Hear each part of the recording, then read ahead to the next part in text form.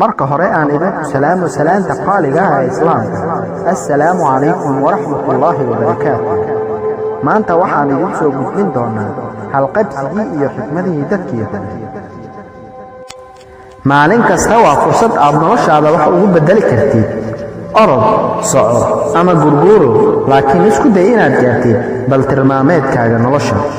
haddii aadan ahayn qoraac anfaca dadka, noqo akhrista naftiisa anfaca. waxaa fiican inaan wax unno si aan u noolaano, laakiin aynaan u noolaan si aan wax u unno. aqliga caafimaadka qabaa jir caafimaad qaba ayuu ku jiraa. akhrisku waxa uu aqliga ugu dhigan yahay sida jimicsigu uu jirka ugu dhigan yahay. haddii ay cadaalad ka dhammaato dhulka, macno ma samaynayso joogitaanka dadka ee dhulka korkiisa. qofkii wanaag beeraa waxa uu istaahilaa maxadnaq weyn. qofna warbixin kuma noqdo faqiir. dadkuma ilaabaan kuwa caawiyey weliba marka uu waqtigu adag yahay. inaad wax bixisid ayaa ka farxad badan inaad wax qaadatid. inta aan ka caawin lahaa dadku inay guulaystaan, waa inaan anigu guulaysto. farxaddu waa nooc ka mid ah dhiirigelinta.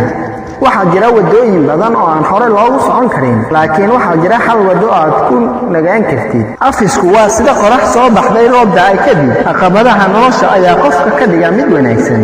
anigu hiwa uma lihi, laakiin waxaan doonayaa raadintiisa si aynaan u daalin. saaxiibka wanaagsani waa hanti, qanacu waa kayd aan dhammaan.